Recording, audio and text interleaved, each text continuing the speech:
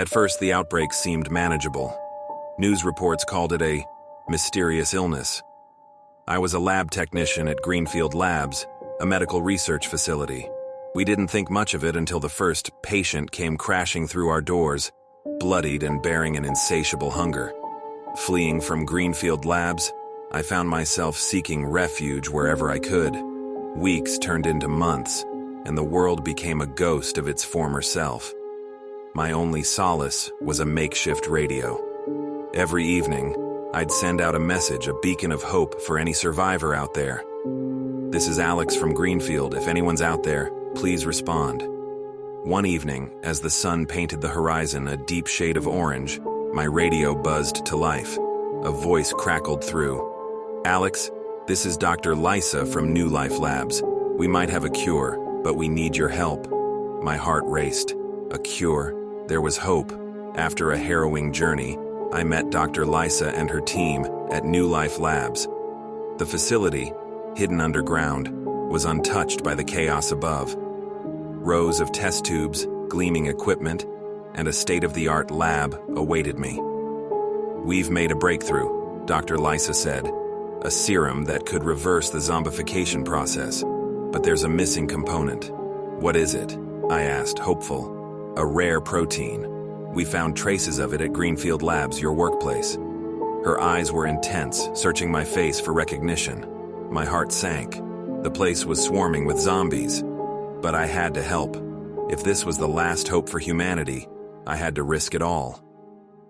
Together with a group of survivors, we devised a plan. We'd infiltrate Greenfield Labs, retrieve the protein, and bring it back to New Life. Simple on paper, deadly in practice. The night was thick with fog as we approached Greenfield. Using makeshift weapons and torches, we crept through the corridors. Every shadow, every creak made my heart leap. I could hear the distant growls of the undead. We located the protein in my old lab. As I grabbed it, a wave of nostalgia hit me. This place, which once stood for hope and healing, was now the epicenter of despair. The return wasn't smooth. We were ambushed. The undead, sensing fresh prey, lunged at us from all directions. The corridors echoed with screams, the slap of undead feet, the gnashing of teeth. In the chaos, many survivors fell, but we made it out, clutching the vial that could change everything. Back at New Life Labs, Dr. Lysa was ecstatic. She took the protein and immediately set to work. Hours turned into days, but finally, she had a prototype serum. To test it, we needed a live specimen. Capturing a lone zombie, we secured it to a table. I watched, heart pounding, as Dr. Lysa administered the serum. Moments felt like hours, and then, miraculously, the zombie's snarling ceased. Its eyes, once cloudy and dead, started to clear up. The transformation was unbelievable. The room erupted in cheers. We had done it. We started mass-producing the serum. Hope spread like wildfire. With each passing day, more and more zombies were reverted back to their human selves. It was a joyous time. Families reunited, communities were rebuilt, the world started healing. But, as the weeks passed, something felt off.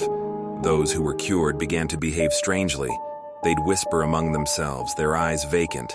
Their behavior grew erratic. Soon they began congregating at New Life Labs, standing outside in large numbers, whispering. One night, as I lay in bed, Dr. Lysa crept into my room. Her eyes were wild, her face pale. "They're not what they seem," she whispered. Before I could ask what she meant, the door crashed open.